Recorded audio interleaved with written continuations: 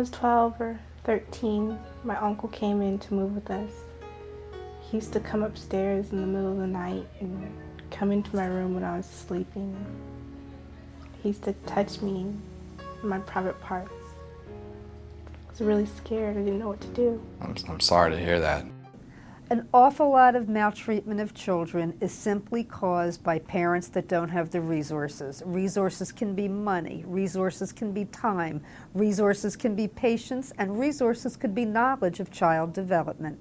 Many of the reports we get around child abuse and neglect are really families with multiple problems. The big three are domestic violence and its ties to child abuse and neglect, substance abuse and the links to child abuse and neglect, and mental illness and those links to child abuse and neglect.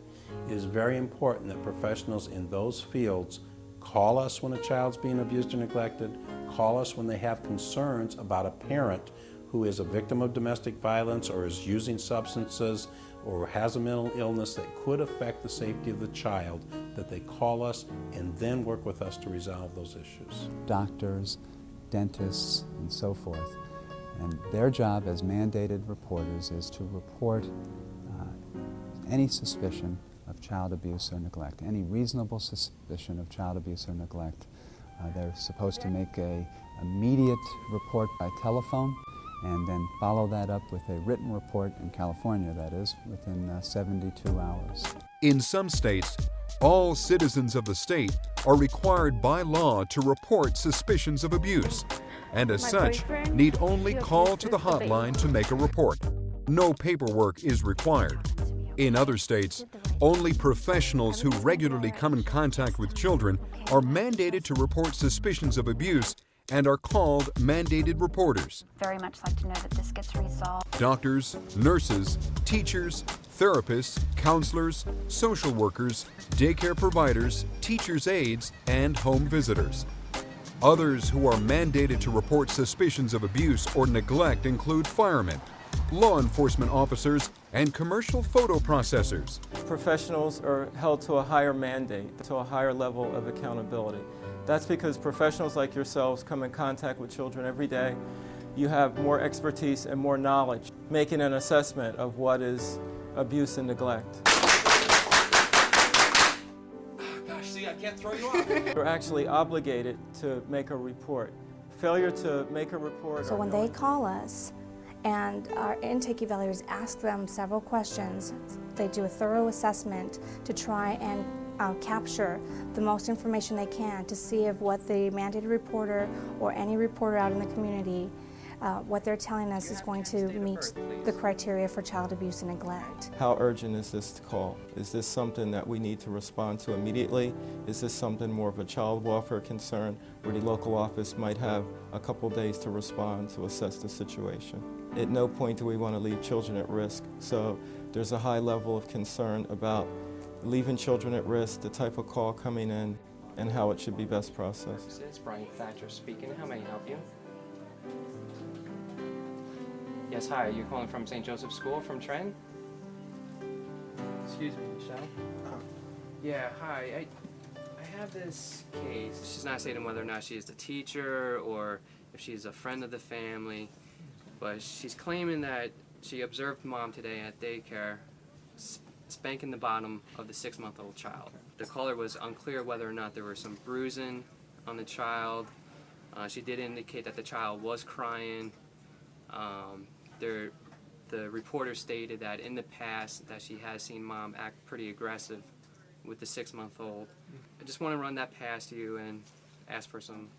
Yeah, I would do it as an immediate, child abuse immediate. The child is only 6 months old. Mom is using this corporal punishment as discipline, and she's done it in the past. And right now, we don't know if the child has any bruises, so I would have someone go attend to that today. Okay, great. Thanks, Michelle. You're welcome. Mandated reporters are required to submit a written report after the initial phone call. In some states, abuse reporting is managed centrally for uniformity of process. Now we have one number for the whole state of New Jersey. It's the 1-877-NJ-ABUSE. In other states, Abuse reporting is managed at the county and local levels. It is important to familiarize yourself with the requirements, procedure, and agents of abuse reporting in your area. Many of you may be concerned and may not know what to report, but you should be reporting physical abuse, neglect, sexual abuse, or emotional abuse. Definition of sexual abuse would be touching, exploitation, or penetration. The definition of physical abuse will be bruises, burns, or bite marks, etc. Neglect is inadequate food, clothing, inadequate medical care, or inadequate supervision. And lastly, emotional abuse will be repeated threats or insults. Hello, welcome to Child Protection Hotline. My name is Deborah Shannon. How may I assist you today? Understanding how reports are handled at the hotline helps to demystify child abuse reporting. How and to whom should I report my suspicion of child abuse? How are reports processed? Who are the people at the hotline? What is their mission? We need other indicators. Is the child acting out sexually in his classroom? Well, the reporting party is the therapist for Not all calls rise to the level of child abuse. Most calls pertain to a child's overall well-being. Screeners at the hotline are well trained to ascertain the level of concern. I did have one family that I was involved with that we had several calls that seemed to be more of a child welfare concern, no abuse or neglect. On the last call, we did respond to the school, and one of the young girls did disclose that there had been ongoing sex abuse involving her and her two sisters for a period of years. The father, who was the alleged perpetrator, actually tried to flee. He went to another state. The local prosecutor's office was involved. They were able to apprehend him as he came back into the state. He was incarcerated for his crimes. Mom took the children, relocated in another area, and was able to sort of go on from there and rebuild her life. Hello? My mom's been gone for 3 days, and I'm at home, and she's in Las Vegas, and I don't know what to do, and I need help at home. At no point do we want to leave children at risk, so there's a high level of concern about leaving children at risk, the type of call coming in, and how it should be best processed. Our department's goal is to keep the family together, to maintain the unity, and to provide them with as much help and resources that we can in order to avoid future situations where the parents continue to abuse their child. Our concern is to ensure the safety of that child. So where's my kid? He's in custody. You can't see him. I want to see him. You can't see him at this time. He's my kid. I want to see him. I understand that he's your child, but you... So what do I have to do? You need to calm down.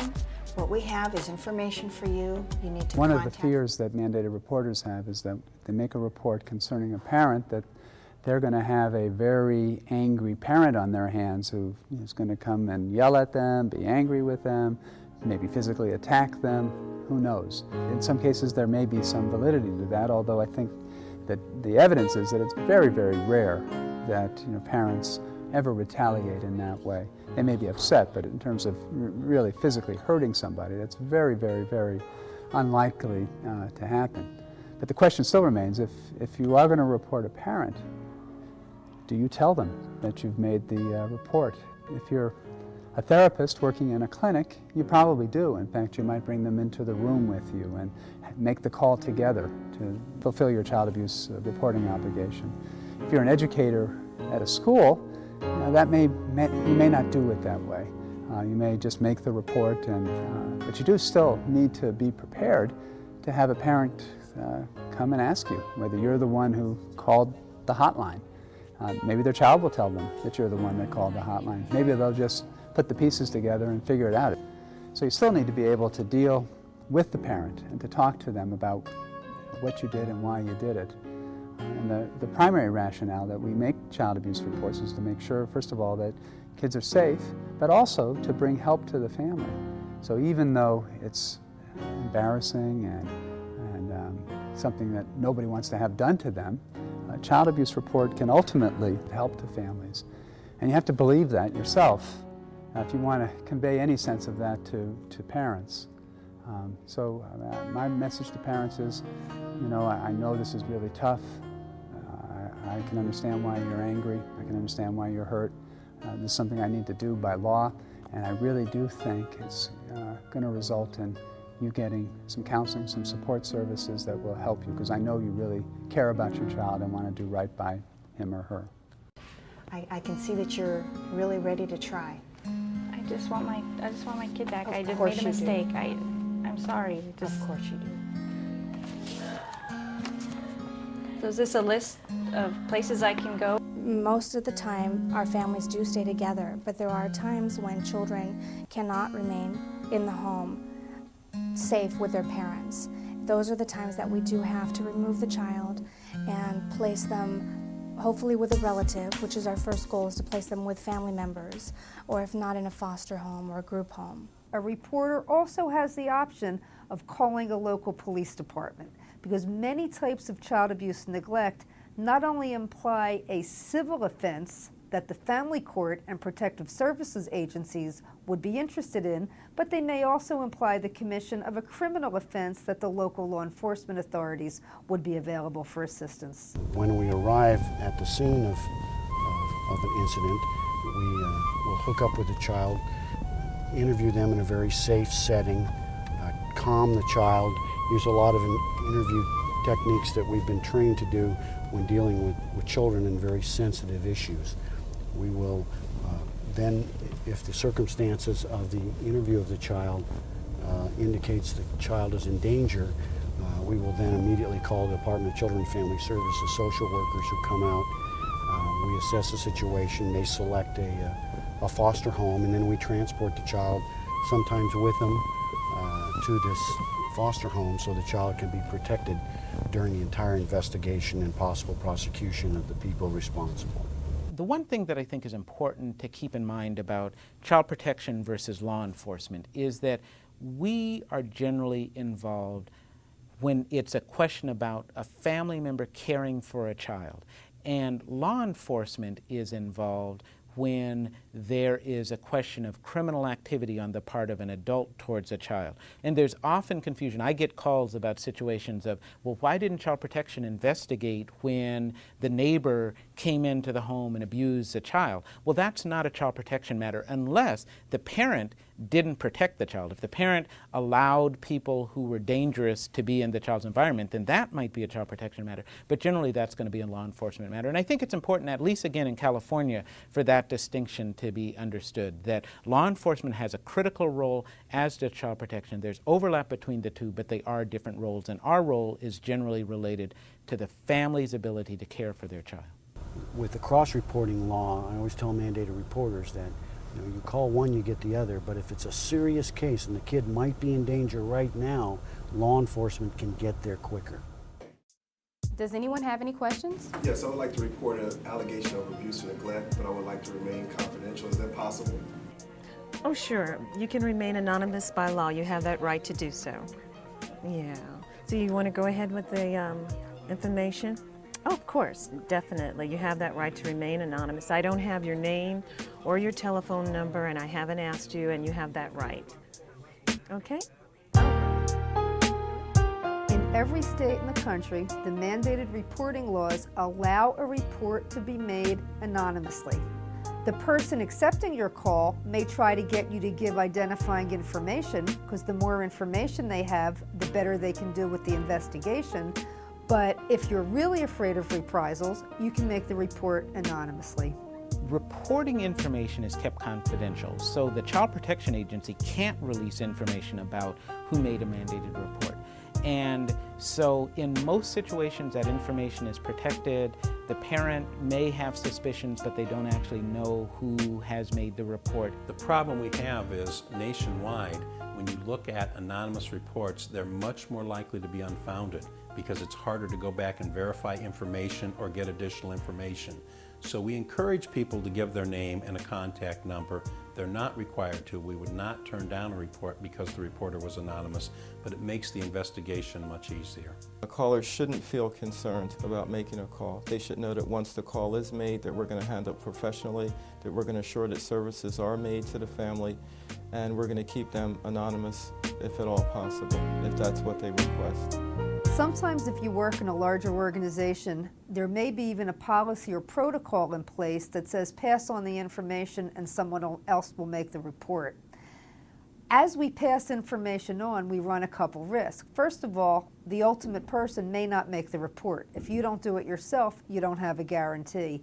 Second of all, as information gets passed from one person to the other, it gets diluted, so the good facts may not make it to CPS to help them do the best possible investigation. You know, I have this student, Brittany, that I'm really concerned about, and I don't know if I should get involved with it. Well, what have you seen that's making you suspicious?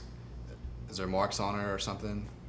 Well, what I've observed is she's totally detached. She's always by herself in the corner. She used to always be with her friends, having fun. Mandated reporters do not need to know for sure that abuse or neglect has occurred. All that they need is a reasonable suspicion. And if you're having difficulty as a mandated reporter determining whether or not there is a reasonable suspicion, what you should do is consult with your supervisors, consult with your colleagues, call the hotline in your community, and ask whether or not the situation that you're faced with is sufficient to warrant a child maltreatment report. The other point to remember, though, is that consulting with a supervisor or colleagues is not sufficient in and of itself. If a report needs to be made, you need to make it. Just consulting is not going to fulfill your obligation. We have to get rid of the image of the bad guy. We have to get rid of the image that if a person is upstanding and has a good job and we, quote, know this person, that they can't possibly abuse. We don't know anyone unless we live with them. We really don't know them. So it's kind of an education first and an opening of our minds to accept the fact that abusers come from all walks of life, as do victims. The idea that as soon as a report is made, we get everybody in the room to discuss what's best for this family takes the edge off of it. Takes the edge that we're not child snatchers, that we're not here to try to figure out how to get your child away from you, which doesn't make sense because we don't have enough places to put kids. So we want the team of mandated reporters, including neighbors, relatives, and professional people, to work together to say, how can we keep this child safely at home? We